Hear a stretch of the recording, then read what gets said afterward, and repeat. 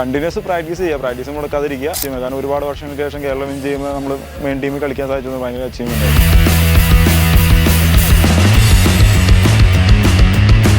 10 വർഷത്തിന് ശേഷം കേരളം ജയിച്ചായിരുന്നു. അത് ക്യാപ്റ്റനായിട്ട് ജയിച്ചതിൽ വളരെ സന്തോഷം ഒരു ഇതാണ്. അത്രയും വലിയൊരു ടൂർണമെൻറ്റ് ടി വിയിൽ കാണിക്കുമ്പോൾ ഒരുപാട് പേര് നമ്മളെ കാണാനും അറിയാനൊക്കെ സാധിച്ചു.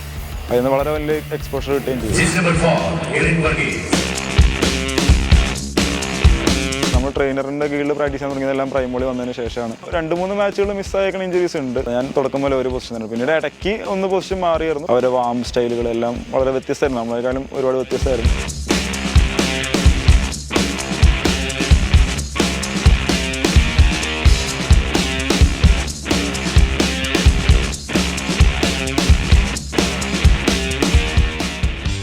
എൻ്റെ പേര് എറിൻ വർഗീസ്, കേരള പോലീസ് ടീമിലെ വോളിബോൾ പ്ലെയറാണ്.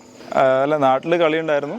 അവിടെ 8ാം ക്ലാസ് മുതൽ കളിക്കുമായിരുന്നു. പിന്നീട് +1 ഹോസ്റ്റലിലേക്ക് പോയി, അതിനുശേഷം കോളേജ്, അങ്ങനെ പിന്നീട് പോലീസിൽ കയറി.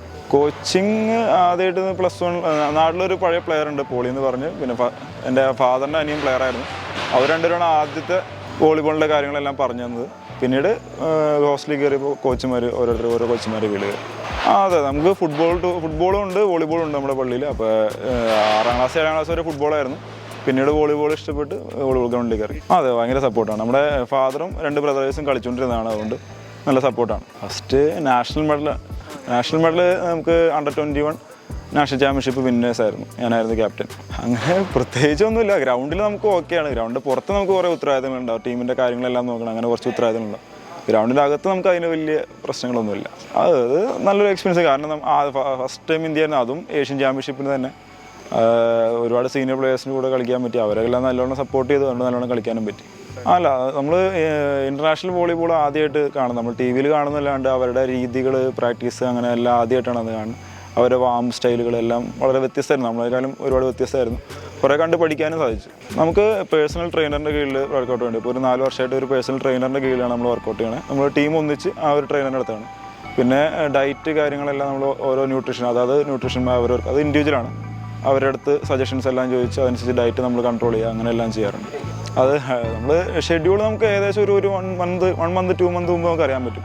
അപ്പോൾ നമ്മൾ ഓൾറെഡി ഒരു പ്രാക്ടീസ് ഇങ്ങനെ കണ്ടിന്യൂ ചെയ്ത് പോകുമായിരിക്കും. മാച്ച് വരുന്നുണ്ടെങ്കിൽ അതനുസരിച്ച് നമ്മൾ അതിന് പ്രാക്ടീസിൽ ചേഞ്ച് വരുത്തും. അതെ, ഞാൻ തുടക്കം പോലെ ഒരു പൊസിഷൻ തന്നെ, പിന്നീട് ഇടയ്ക്ക് ഒന്ന് പൊസിഷൻ മാറിയായിരുന്നു. പിന്നെ 1-2 ടൂർണമെൻറ്റുകൾക്ക് വേണ്ടി വേറെ പൊസിഷൻ കളിച്ചു. പിന്നെ അല്ല, ഇത് തന്നെയാണ് നമ്മൾ ശീലിച്ച് തന്നെയാണ് ഇൻട്രസ്റ്റ്. പിന്നെ ആ ടീമിന് ഒരു സിറ്റുവേഷൻ ആവശ്യം വന്നപ്പോൾ 3-4 ടൂർണമെൻറ്റുകൾ അങ്ങനെ കളിച്ചു. ഇഞ്ചുറീസ് അങ്ങനെ മേജർ ഇഞ്ചുറീസ് ഇല്ല, ചെറിയ ഇഞ്ചുറീസ് 1-2 മാച്ചുകൾ മിസ്സായേക്കണ ഇഞ്ചുറീസ് ഉണ്ട്. കാലിനും കൈക്ക് അങ്ങനെ ചെറിയ ഇഞ്ചുറീസ് വന്ന് 1-2 മാച്ചുകൾ മിസ്സായിട്ടുണ്ടാവില്ല. മേജറായിട്ടൊന്നുമില്ല. പ്രൈമറി എന്ന് പറഞ്ഞാൽ പ്രൊഫഷണൽ ലീഗാണ്. അവിടെ നമുക്ക് ഫോറിൻ കോച്ചുമാർ, ട്രെയിനേഴ്സ്, നമ്മൾ ട്രെയിനറിൻ്റെ കീഴിൽ പ്രാക്ടീസ് ചെയ്യാൻ തുടങ്ങിയതെല്ലാം പ്രൈമറി വന്നതിന് ശേഷമാണ്. പിന്നെ വാം ഡ്രില്ലുകളെല്ലാം വ്യത്യസ്തമാണ്. കുറേ ഡ്രില്ലുകളെല്ലാം അവിടെ നിന്ന് പഠിക്കാതെ.